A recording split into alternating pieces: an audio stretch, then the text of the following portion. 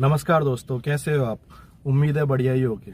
Video का title देख के तो आप लोग समझ ही होंगे, मोदी रोजगार दो जो हैशटैग है। अगर आप सोशल मीडिया या न्यूज देखते हो तो आपको पता होगा कि कुछ दिनों से ट्विटर पर मोदी रोजगार दो हैशटैग ट्रेंडिंग है, बल्कि कुछ दिन नंबर 1 पर भी चला है। जो हैशटैग है जो ट्विटर पर रन किया जा रहा है वो है एसएससी सीजीएल के एस्पिरेंट्स के द्वारा, या फिर उनके साथ हैं उनके जो अध्यापक हैं, जो टीचर्स हैं।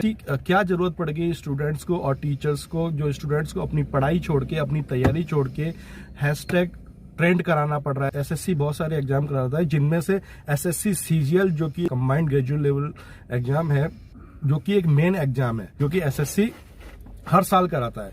तो उसके 2019 के मेंस के रिजल्ट के बाद ये आउटबस्ट हुआ है और स्टूडेंट का गुस्सा एक साथ फूटा है और वो अपनी आवाज को उठाने के लिए, अपनी मांगों को रखने के लिए मोदी रोजगार दो नाम से हैशटैग ट्रेंड करा रहे हैं ट्विटर पे। जो ये एसएससी सीजीएल 2019 का टीयर 2 एग्जाम था, ये 3 शिफ्ट में था। फर्स्ट शिफ्ट थी 15 नवंबर, दूसरी थी 16 नवंबर और थर्ड शिफ्ट थी 18 नवंबर। जो 15 और 16 का नवंबर का जो एग्जाम था, 2 शिफ्टों वाला, पहली 2 शिफ्ट थी, वो as per aspirants normal standard के अकॉर्डिंग था एग्जाम। लेकिन जो थर्ड शिफ्ट का एग्जाम था उसका स्टैंडर्ड काफी सिंपल है, जो सब बोल रहे हैं कि उसका एसएससी खुद मानता है। तो अब जब एग्जाम में इतना डिफरेंस आ जाए तो फिर एसएससी चेकिंग करते टाइम उसमें एक फॉर्मूला लगाती है, जिसे बोलते हैं नॉर्मलाइजेशन। अब नॉर्मलाइजेशन में जो स्टूडेंट्स आसान शिफ्ट में बैठ रहे हैं, उनकी जिनके एज पर स्टूडेंट जो 200 आउट ऑफ 200 क्वेश्चंस करके आए हैं, उनको 200 फुल मार्क्स हैं, उसके बावजूद भी नॉर्मलाइजेशन का फॉर्मूला लगने के बाद उनके 80-100 मार्क्स कम हो गए हैं। और जो पहली 2 शिफ्ट के थे जिनका पेपर नॉर्मल स्टैंडर्ड का था, उनके मार्क्स 50 to 60 नंबर बढ़ गए हैं। तो इससे क्या होता है, जो बच्चा आसान शिफ्ट में बैठ रहा है उसकी क्या गलती, उसके तो मार्क्स डिडक्ट हुए ना, बट वो तो पर अपना अटेम्प्ट करना चाह रहा है, वो तो फुल अटेम्प्ट करके भी आया, उसके बावजूद भी उसके नंबर घटे। तो इसमें उसका क्या दोष, उसका क्या दिक्कत है जो आप उसके मार्क्स काट रहे हैं। फिर डिलेड ऑफ रिजल्ट, आप एग्जाम लेते हैं, उसका रिजल्ट आता है 8 या 9 महीने बाद। तो अब बंदा 2018 का पेपर देके बैठा है, वो 8-9 महीने से उसका वेट कर रहा है रिजल्ट का। आप इतने में 2019 की नोटिफिकेशन निकाल देते हैं, 2020 की नोटिफिकेशन आने वाली होती है, तो वो 2018 वाले के एग्जाम रिजल्ट का वेट करे या 2019 की प्रिपरेशन करे या 2020 के एग्जाम के बारे में सोचे। तो इससे क्या होता है, जो बंदे नए एस्पिरेंट जुड़ने वाले होते हैं, जो नई तैयारी कर रहे हैं, वो नए बच्चे ऐड होने वाले हैं, जो पुराने होते हैं वो भी ऑलरेडी तैयारी करते रहते हैं। अब एक बच्चे का हो नहीं रहा, प्लस कंपटीशन भी बढ़ता जा रहा है, नए ऐड होते जा रहे हैं। एटलीस्ट अगर आप सब कुछ प्रोसेस टाइमली कर लें तो उसमें क्या होगा कि जो नए एस्पिरेंट हैं उनको मौका ज्यादा मिलेगा। प्लस आप वैकेंसी लेस करते जा रहे हैं टाइम टू टाइम। आप 2014 से पहले के एग्जाम के एसएससी सीजीएल एग्जाम देखिए, उसमें वैकेंसी अराउंड 12,000 to 15,000 होती थी। अब जो करंट एसएससी एग्जाम सीजीएल वाला कंडक्ट करा रहा है उसमें 6 से 7 हजार वैकेंसी हैं। तो आप वैकेंसी तो पुरानी वाली सेम है, बट आप पता नहीं कहाँ डिडक्ट कर रहे हैं वो वैकेंसी, उनसे भी एक स्टूडेंट को बहुत ज्यादा नुकसान हो रहा है। वेटिंग लिस्ट आप नहीं निकालते, आपका रिजल्ट आता है, कुछ स्टूडेंट वो ज्वाइनिंग नहीं लेते, उसके बाद वो वैकेंसी खाली रह जाती है। उसके बावजूद भी, खाली वैकेंसी रहने के बावजूद भी, जो आप खुद मानते हैं कि आपकी वैकेंसी इतनी खाली है, उसके बाद भी आप वेटिंग लिस्ट नहीं निकालते कि जो बच्चा डिजर्विंग कैंडिडेट है, वो 1 या 2 मार्क्स से रह गया है या लिस्ट में उसका अगला ही नाम है, तो अगर कोई बंदा ज्वाइनिंग नहीं लेता, कोई स्टूडेंट ज्वाइनिंग नहीं लेता, तो एटलीस्ट उसको मौका मिले, वेटिंग लिस्ट निकले तो उसको भी उसमें जाने का मौका मिले वेटिंग लिस्ट के through.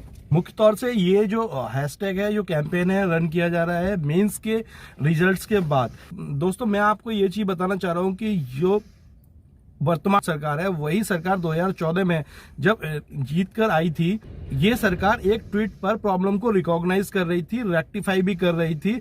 Foreign ministry, Sushma Swaraj जब तक फॉरेन मिनिस्ट्री में थी, कोई भी देश का नागरिक जो किसी दूसरे कोने में बैठा है, कोई परेशानी होती थी, ट्वीट कर देता था, चाहे वो पासपोर्ट से रिलेटेड हो, चाहे वीजा से रिलेटेड हो, या सुषमा स्वराज का डिपार्टमेंट उस प्रॉब्लम को रिकॉग्नाइज करता था और रेक्टिफाई करता था। और इसी तरह काम करने का तरीका डिपार्टमेंट्स का बदला था और सभी डिपार्टमेंट्स इसको फॉलो कर रहे थे। एक ट्वीट करने पर ही रेलवे में पैसेंजर्स की प्रॉब्लम को सॉल्व किया जा रहा था। जो एक ट्वीट पर सरकार काम कर रही थी, वही सरकार आज 50-60 लाख ट्वीट करने पर, लगातार हैशटैग ट्रेंड करने पर पूरी दुनिया को मोदी रोजगार दो पता चलने के बावजूद भी कोई प्रॉब्लम का कंसर्न नहीं ले रही है और ना ही इस प्रॉब्लम की कोई सुनवाई कर रही है। लेकिन अभी तक तो सरकार ने कुछ इसके बारे में कोई जवाब नहीं दिया है। और इसके लिए जो जिम्मेदार है जो जिम्मेदार कमीशन है एसएससी कमीशन, उसने भी कोई जवाब अभी तक ऐसा नहीं दिया है। तो दोस्तों ये कंप्लीटली एसएससी का फेलियर है।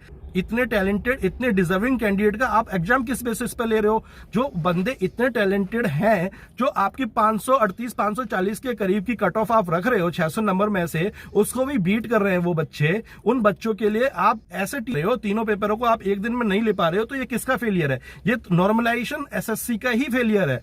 नॉर्मलाइजेशन करने की जरूरत क्यों पड़ रही है? नॉर्मलाइजेशन करने की जरूरत आपको जब ही पड़ रही है ना, जब आप एग्जाम नहीं करा पा रहे सही से, तीनों पेपर आप कंपेरेबल नहीं बना पा रहे। आप ये कह रहे हो 18 का एक्स्ट्रा ऑर्डिनरी इजी आ गया, तो भाई जब आपने पेपर बनाया था तो क्या पेपर बनाने वाले बोर्ड की ये जिम्मेदारी नहीं थी कि पेपर, तीनों क्वेश्चन पेपर का स्टैंडर्ड सेम रखे? अगर मैं पेपर बनाता हूं और मुझे 3 पेपर बनाने हैं 3 शिफ्टों के लिए, तो मेरी सबसे पहली जिम्मेदारी तो यही होगी कि मैं सेम लेवल का पेपर बनाऊं। ये तो नॉर्मलाइजेशन एक सीधे तौर पे एसएससी का फेलियर है। बाकी जो भी वो फॉर्मूला लगा रहे हैं, फॉर्मूले की मैं बात करूंगा, फॉर्मूला आप कंपेरेबल चीजों पे ही तो लगाओगे। 3 चीजें कंपेरेबल ही नहीं है तो वो एक फॉर्मूले में फिट कैसे बैठ जाएंगी? तो आप उस फॉर्मूले के जो रिजल्ट आ रहे हैं वो बहुत ही एक्स्ट्रा ऑर्डिनरी आ रहे हैं, ऐसा स्टूडेंट मान रहे हैं। स्टूडेंट एसएससी की बहुत सारी अनियमितताओं से परेशान है। 2017 के बाद अभी तक आपने वैकेंसी फाइनल ही नहीं करी। हर साल आप वैकेंसी निकालते हो, उसको आप उसी साल में फाइनल क्यों नहीं करते? आप न्यू कैंपेन चलाते हैं। अभी आपका सबसे जो अच्छा कैंपेन चल रहा है डिजिटल इंडिया। डिजिटल इंडिया के अकॉर्डिंग हर चीज जो हर ऑर्गेनाइज, आप कोई भी चीज ऑर्गेनाइज कराते हो, आप डिजिटली ऑर्गेनाइज कराते हो, उसको डिजिटल इंडिया आपने नाम दिया है। और बहुत अच्छी चीज है कि आप हर चीज ऑनलाइन करवाना चाह रहे हैं, डिजिटली करवाना चाह रहे हैं, ट्रांसपेरेंट कराना चाह रहे हैं, इसलिए डिजिटल इंडिया प्रोग्राम वाकई में अच्छा है। लेकिन आप देखिए 2012 से जो पहले के एग्जाम होते थे एसएससी सीजीएल के, वो ऑफलाइन होते थे, वहां डिजिटल का कोई कॉन्सेप्ट भी नहीं था। लेकिन उस एग्जाम ऑफलाइन होने के बावजूद भी वो एक साल में पूरा प्रोसेस हो जाता था। मतलब आपका नोटिफिकेशन भी आई, एग्जाम भी हुआ, रिजल्ट भी आया और ज्वाइनिंग भी मिल गई एक साल में। लेकिन डिजिटल इंडिया के आने के बाद तो आपको कंपैरेटिवली और कम टाइम लेना चाहिए था, 6 महीने में आपका पूरा प्रोसेस कंप्लीट होना चाहिए था। But after digital India campaign के बावजूद आपका एक एग्जाम 4-4 साल टाइम ले रहा है। 4 साल उसको ज्वाइनिंग देने में लगा देते हैं, तो वो कहीं से कहीं तक भी आंसरेबल नहीं है। एसएससी दाग लगा रही है आपके डिजिटल इंडिया अभियान के ऊपर। आपका डिजिटल इंडिया अभियान सिर्फ पेटीएम और गूगल पे तक ही चल रहा है। एसएससी में आपका डिजिटल इंडिया अभियान बिल्कुल फेलियर है। आप टीसीएस की हेल्प ले रहे हो एग्जाम कराने के बाद, आप ऑनलाइन एग्जाम करा रहे हो, आप इतने बड़े आईटी जाइंट टीसीएस की हेल्प ले रहे हो, उसके बाद भी आप सही से रिजल्ट नहीं निकाल पा रहे हो आप, तो फिर आप एक काम करो, 10-12 और प्राइवेट कंपनीज की हेल्प ले लो। अगर फिर भी नहीं हो पा रहा है आपसे तो, या फिर आप एसएससी को ही प्राइवेटाइजेशन कर दो। आप डिजिटल इंडिया है, मेक इन इंडिया है, आत्मनिर्भर भारत है, ये जितने भी आपके कैंपेन है तभी सक्सेसफुल है जब उसमें यूथ जुड़ेगा। अगर आप उसमें यूथ को ही नहीं जोड़ेंगे तो आप कैसे मान सकते हैं कि आपके सारे कैंपेन सफल होंगे? अब आत्मनिर्भर भारत है, उसमें जब तक नया यूथ नहीं आएगा और यूथ को उसमें ज्वाइनिंग के लिए आपको ही ज्वाइनिंग देनी पड़ेगी। अगर आप यूथ को ज्वाइनिंग ही नहीं देंगे उसमें, तो ये कोई भी आपका जो भी कैंपेन है, डिजिटल इंडिया, बड़े अच्छे कैंपेन है, मेक इन इंडिया है, तो वो सफल नहीं होंगे जब तक उसमें नया यूथ नहीं आएगा।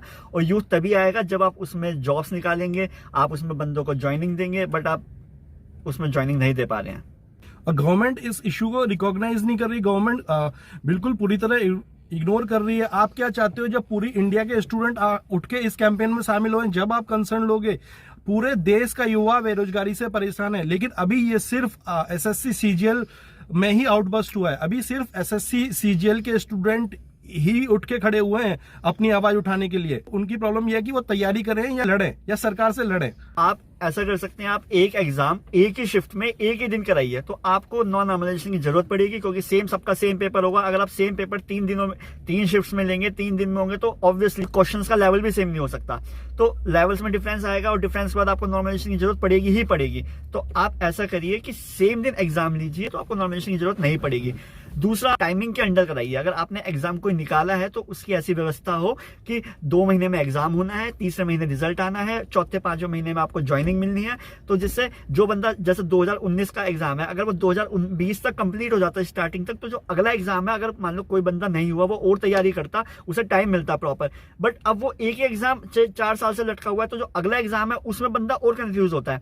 तीसरा, जो आपने वैकेंसी लेस करी है, कोई नहीं, आप वैकेंसी आपने आधी कर दी ऑलमोस्ट, कोई नहीं, लेकिन आप पूरा प्रोसेस तो ट्रांसपेरेंट कराइए। मतलब उसमें कोई ऐसा बंदे को कोई डाउट ना रहे कि इसमें आपकी ट्रांसपेरेंसी नहीं है, उसे आपसे मार्क्स नहीं शो हो रहे। एटलीस्ट आप मार्क्स उसमें दिए रिजल्ट में, तो अपने मार्क्स भी देख पाए।